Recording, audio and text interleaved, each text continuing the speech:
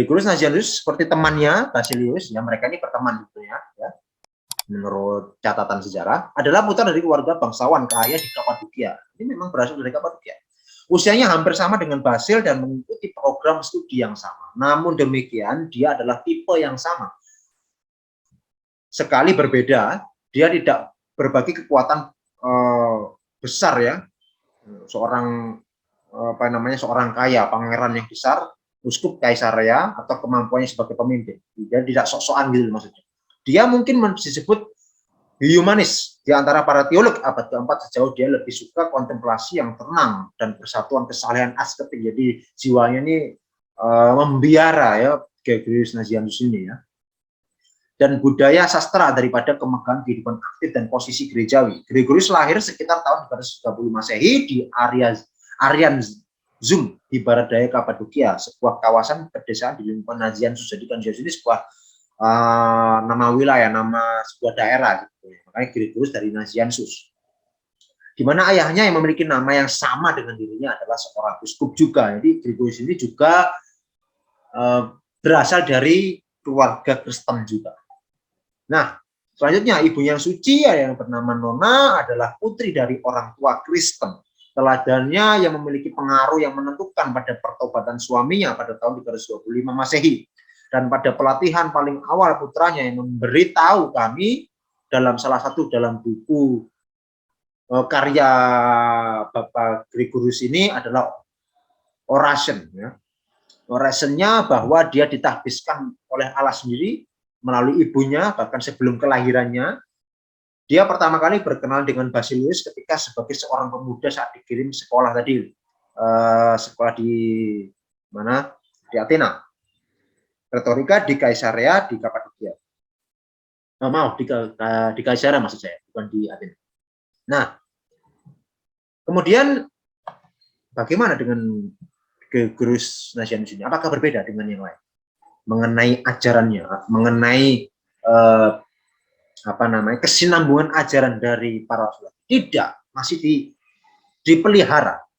Mengenai teologinya, pembelaan doktrin Trinitas ya. Ini karena Trinitas itu menjadi doktrin primer kita. Makanya ketika ada orang Kristen yang menyangkal Tritunggal, menyangkal Trinitas itu ya, mohon maaf, bukan berasal dari kita ya.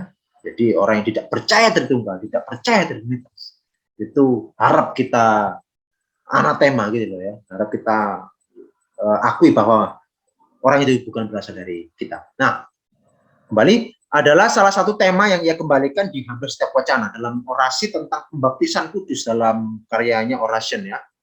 Ia memberikan ringkasan sebagai berikut. Saya memberimu pengakuan iman ini sebagai pemandu dan pelindung seumur hidup. Satu-satunya keilahian dan satu kekuatan ditemukan dalam tiga dalam kesatuan dan terdiri dari tiga secara terpisah. Tidak sama dengan zat atau sifat, tidak bertambah atau berkurang dengan penambahan atau pengurangan dalam segala hal satu dan sama seperti keindahan dan keagungan surga adalah satu. Konjungsi tak terbatas dari tiga yang tak terbatas, masing-masing adalah Tuhan yang dianggap terpisah. Sebagai Bapa jadi putra, sebagai putra jadi Roh Kudus, masing-masing berbeda oleh milik pribadinya, idiotis, proprietas. Tiga Tuhan satu ketika direnungkan bersama masing-masing Tuhan karena konsubstansialitas. Homoousiotis, satu Tuhan karena monarki. Nah, dengan pengakuan ini, Gregorius bermaksud untuk menghindari Arius dan Sabellius tadi. Sama sebenarnya. Zaman itu memang Arius dan Sabellius sedang merajalela ya, karena ia dengan jelas menyatakan tiga dalam individualitas atau hipostasis, jika ada yang lebih suka menyebutnya saat atau topeng prosopon, karena kita tidak akan bertengkar tentang nama selama suku kata memiliki arti yang sama, tetapi satu dalam hal substansi yaitu keilahian, karena mereka terbagi tanpa perpecahan. Nah ini, terbagi tanpa perpecahan. Jika boleh saya katakan demikian, dan mereka berbeda dalam kesatuan. Karena keilahian adalah satu dalam tiga dan ketiganya adalah satu. Yang di dalamnya keilahian berada, atau lebih tepatnya keberadaan atau wujud ilahi itu sendiri. Nah, luar biasa. Jadi Tritunggal itu dijelaskan oleh Gregorius ini melawan Sabellius ini bahwa tidak ada yang namanya Bapa jadi putra ini. Bapa jadi putra, sebagai putra jadi Roh Kudus. Beda akhirnya nanti jatuhnya ya. Tetapi Gregorius menekankan bahwa tiga ini terbagi memang, tetapi tanpa perpecahan. Ya. Mereka ini berbeda, tetapi dalam kesatuan. Keilahian yang satu, tetapi memiliki tiga hipostasis tadi. Nah, Gregorius tetap kan mengajarkan apa yang diajarkan oleh para rasul dan penerus-penerusnya sampai Bapak Theophilus yang merumuskan Triatus. Selanjutnya, kelebihan dan kekurangan akan kami hilangkan, kata Gregorius. Tidak membuat persatuan menjadi kekacauan atau perpecahan sebagai perpisahan. Kami akan tetap sama jauhnya dari kebingungan di si Sabellius dan dari pembagian si Arius yang merupakan kejahatan yang bertentangan secara diametris, namun sama dalam kejahatan mereka. Untuk apa perlunya secara sesat menyatukan Allah atau memotongnya menjadi ketidaksetaraan? Jadi Gregorius ini melawan ajaran-ajaran yang mengajarkan bahwa Allah ini dipotong-potong dan tidak menjadi setara antar ketiganya. Itu salah besar, ya.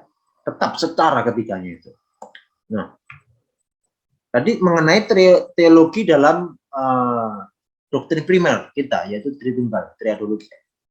Sekarang mengenai Mariologi, sebetulnya banyak sekali, ya. Gregorius ini bisa juga membahas tentang Kristologi, Roh Kudus, kemudian pembaptisan kudus dan lain sebagainya. Nah, saya mengambil contoh Mariologi. Nah, memang Mariologi ini seringkali kita buang, ya, secara umum ya, dalam kalau kita berdiskusi dengan teman-teman yang lain, teman-teman kita Kristen yang lain, itu Mariologi itu sempat, bukan sempat, memang dibuang ya, tidak penting dalam sejarah gereja. Tetapi sesungguhnya ini penting karena berkaitan dengan yang namanya kristologi dan soteriologi. Nah, istilah Theotokos terjadi melalui Gregorius Nazianzus sebetulnya. Ini bocoran sedikit. Theotokos itu melalui Gregorius Nazianzus jauh sebelum konsili Efesus. Itu sudah didengungkan sebetulnya oleh Gregorius. Dia menulis, jika ada yang tidak percaya bahwa Bunda Maria adalah Bunda Allah, Theotokos, ya, Theotokos itu artinya Bunda Allah. Dia, Yesus, berasal dari keilahian. Jika seseorang harus menyatakan bahwa dia melewati perawan sebagai hanya saluran saja, melalui saluran saja, dan tidak sekaligus secara ilahi dan manusiawi terbentuk dalam dirinya, ilahi karena tanpa campur tangan seorang pria, secara manusiawi karena sesuai dengan hukum kehamilan, ya. Dia dengan cara yang tidak bertuhan. Jika ada yang menyatakan bahwa kemanusiaan telah dibentuk dan setelah itu dibalut dengan keilahian, dia juga harus dihukum. Karena ini bukan dari Allah, tapi kelalaian generasi. Jika ada yang memperkenalkan gagasan tentang dua putra, yang satu dari Allah Bapa, yang lain dari Ibu, dan mendiskreditkan kesatuan dari identitas, semoga dia kehilangan bagiannya dalam adopsi anak-anak Allah, ya, yang dijanjikan kepada mereka yang percaya dengan benar. Jika ada yang menegaskan bahwa daging turun dari surga, itu bukan dari sana, bukan dari kita, tetapi dari atas kita, biarlah dia terkutuk. Jika ada orang yang menaruh kepercayaan kepadanya sebagai manusia tanpa berpikiran manusia, maksudnya begini. Ada orang yang memang yakin bahwa Yesus itu manusia, tetapi tidak mengakuinya dia adalah manusia, gitu. Manusia seutuhnya. Dia benar-benar kehilangan akal dan sangat tidak layak untuk diselamatkan. Wah, Masya Allah. Ini ngeri ya. Kalau tidak mengakui Yesus sebagai manusia, ini hati-hati. Untuk kepada dia tidak dianggap dia belum sembuh, tetapi apa yang dipersatukan dengan keilahiannya juga diselamatkan. Jadi Mariologi di dalam sejarah kekristenan itu juga hal yang sangat penting mengenai berkaitan dengan kristologi dan soteriologi. Nah, seperti ini tulisan dari Gregorius. Nah, selanjutnya jika ada yang memperkenalkan gagasan tentang dua putra, oh ini sudah ya. Ini maaf double ya. Ya, teruskan. Nah, ini Gregorius Nazianzus ya, tadi Basilus Agung. Nah, satu lagi ada Gregorius dari Nisa. Nah, Gregorius dari Nisa ini memang sengaja tidak saya cantumkan, bukan karena karyanya sama sebetulnya. Gregorius dari Nisa ini juga menulis tentang Adversus Eunomius tadi, ya, sama dengan Basilus Agung, karena Gregorius Nisa itu adalah saudara kandung dari Basilus Agung. Jadi karya dari Gregorius dari Nisa itu juga hampir mirip dengan Basilus Agung ya. Nah, sekarang itu tadi mengenai peran mengapa sih Kapadokia itu menjadi hal yang sangat penting di dalam sejarah kekristenan, yaitu berkaitan dengan trio Kapadokia tadi, yaitu Bapak Gereja Basilus Agung, Gregorius Theotokos atau Nazianzus, dan Gregorius dari Nisa. Nah, sekarang saya akan mengajak Bapak Ibu Saudara untuk melihat bangunan-bangunan. Ya. Nah, ini mulai kita bertamasya sebentar ya. Bangunan di sana, di Kapadokia ada apa aja? Ternyata di gua-gua ya, hasil penginjilan, hasil diaspora dari orang-orang percaya itu ada tempat ibadah. Makanya kita mengenal yang namanya katakumbe. Ini di gua-gua, mereka beribadah di gua-gua. Nah, sampai hari ini Bapak Ibu Saudara bisa menyaksikan ya kalau bisa. Ini saya ambil dari internet ya. Ya, ini salah satunya ya. Nah, nanti akan saya tampilkan videonya ya. Ini masih saya tampilkan gambarnya dulu. Ini adalah gua-gua itu. Nah, indah sekali ya. Nah, kelihatan ya. Kemudian, nah ini di dalamnya ini tampak dari luar ya.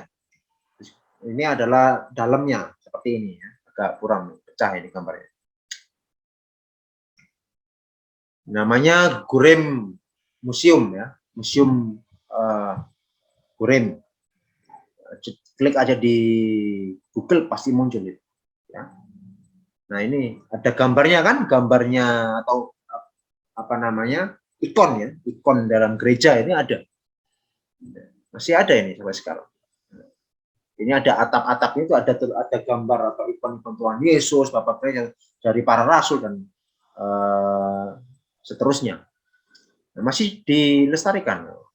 Sekian ya, itu kira-kira dari saya. Sekian Assalamualaikum. Nah, ini sebentar saya mohon minta izin waktunya untuk menampilkan video ya. Amen.